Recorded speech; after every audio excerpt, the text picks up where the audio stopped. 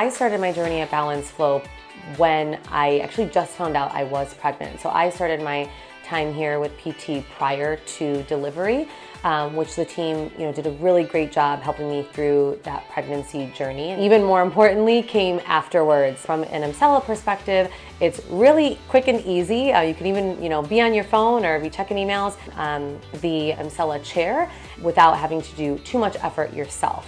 From the Emscope Neo perspective, that one a little bit more focused in the sense of you're laying on a table and there's a piece of equipment on your core. The team here really took great care of me, and I can confidently, again, do the things that I want to do from a physical perspective and workout perspective without that incontinence.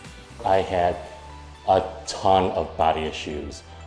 I had stem cell injections done in my knees. I had neuropathy to my neck and my back, my hips, my ankles, just about everything you can imagine.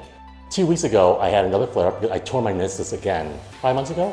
And I came back here for rehab, obviously, Balance Flow. And I talked to the nurse practitioner. I let her know that, I'm doing everything I could think of. I'm rolling out my joints. I'm wearing a brace. What else can I do to help this out? And she pointed out some exercises I could add into my daily routine easily.